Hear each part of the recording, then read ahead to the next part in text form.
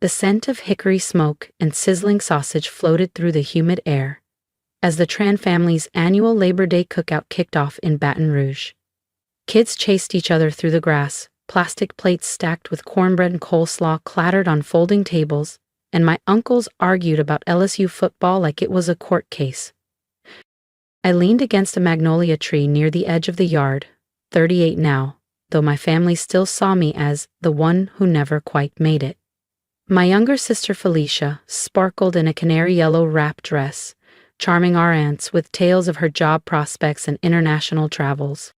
Felicia just wrapped up her MBA at Columbia, my mom crowed, loud enough to carry over the buzz of the bug zapper.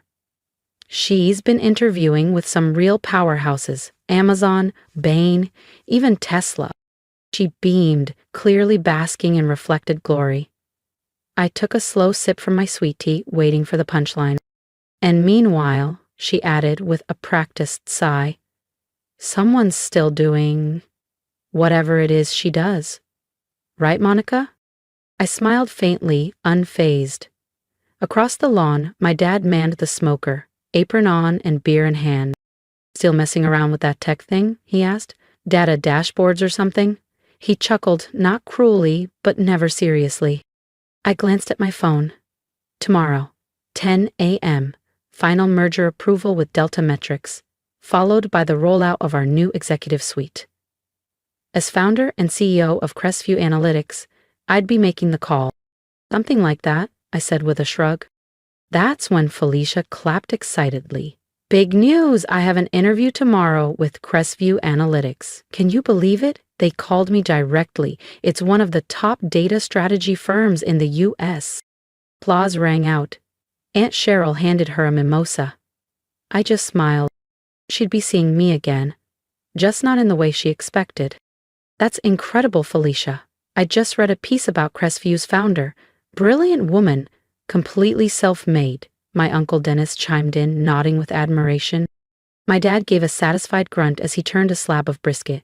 That firm's no joke. They only hire the best, real selective.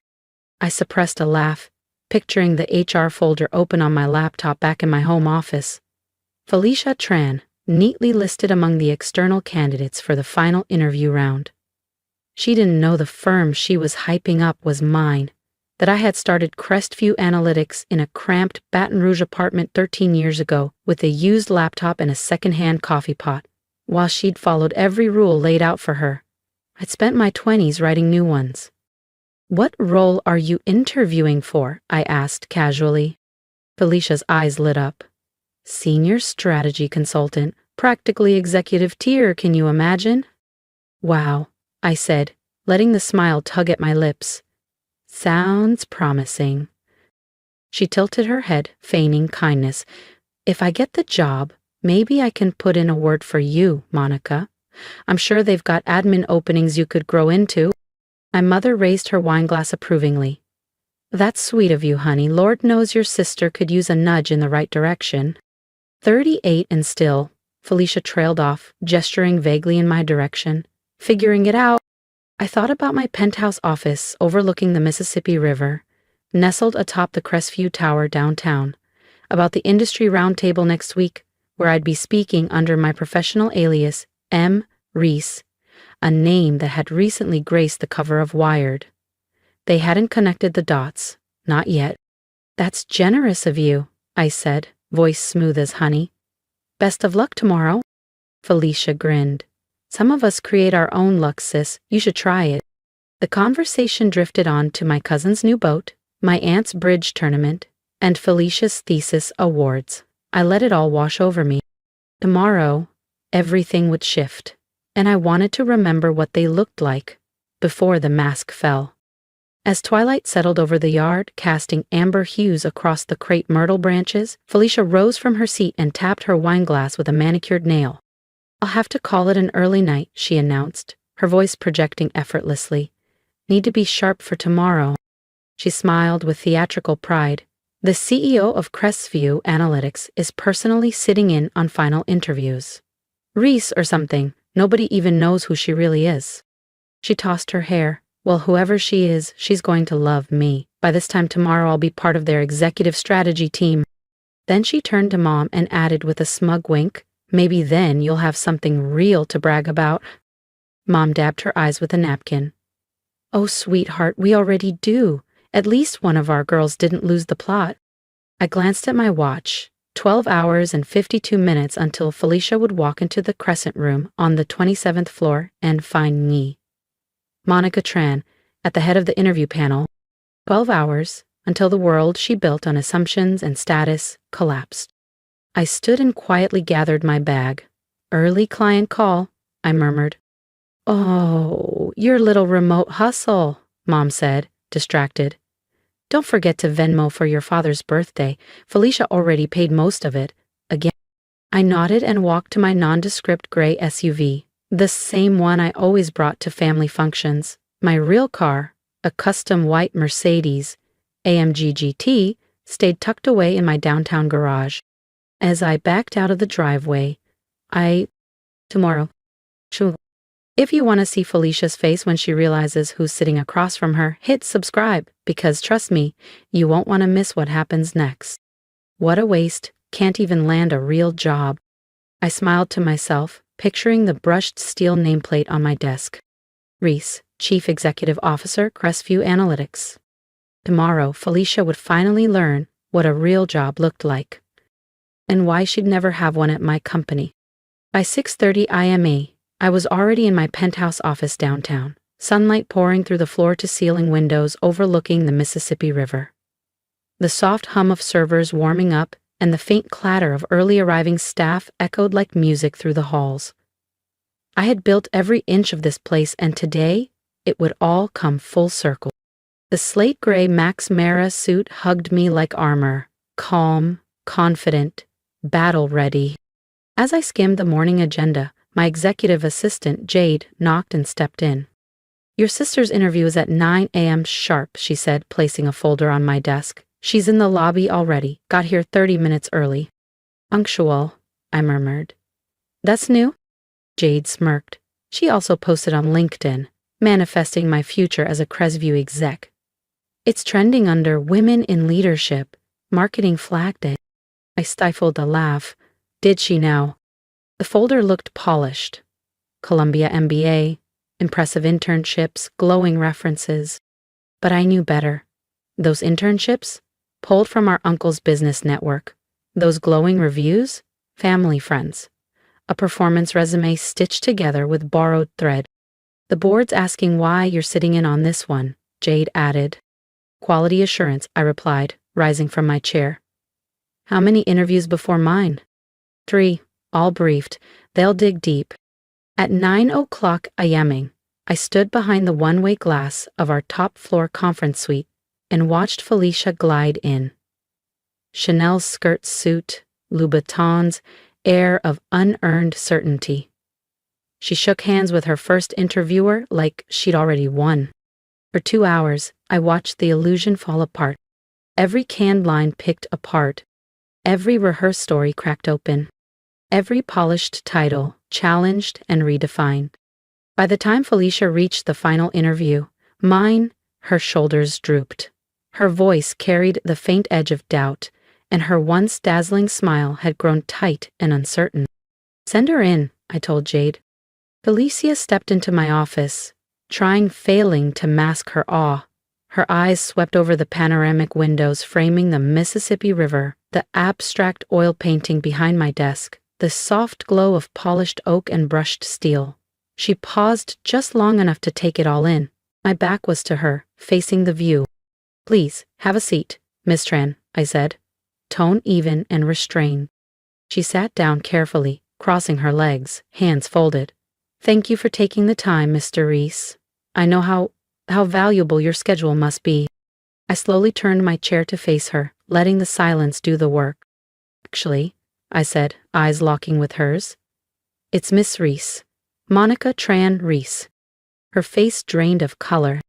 She looked to the nameplate, to the awards on the wall, to the framed Forbes cover with the headline, Reese, the woman quietly reshaping data strategy worldwide.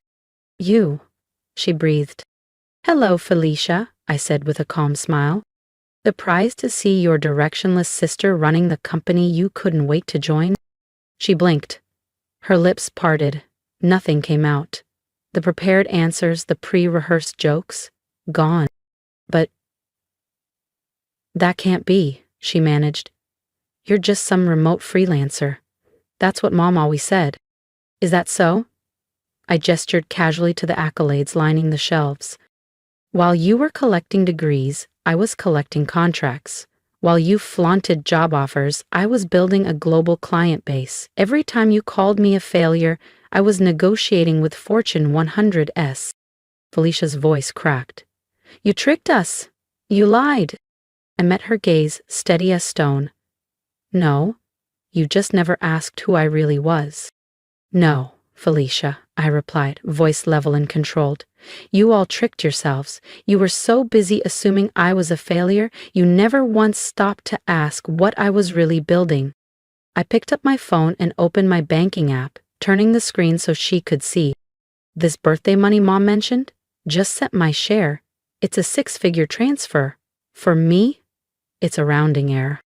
Tears welled in her eyes. Not the broken kind, but hot, humiliated, furious. So what now? She snapped. You going to tell the whole family, make a spectacle of this? I shook my head. I don't need to say a word. Your interview performance already did that. 3 senior partners separately recommended against hiring you. Feedback was unanimous. Too arrogant, too shallow, completely unprepared. Her voice cracked. You set me up. I gave you exactly what you asked for. A chance to prove yourself. I just happened to be on the other side of the table. I stood, brushing down the front of my suit. You should look elsewhere, Felicia. Try building something real next time. Something not propped up by hashtags and Uncle Charles's endorsement. She rose unsteadily. Her expensive heels suddenly looked clumsy on the polished floor. The Chanel blazer she wore like a crown now hung like a mask, ill-fitting and exposed. Do Mom and Dad know? They will, I said, stepping past her to the door.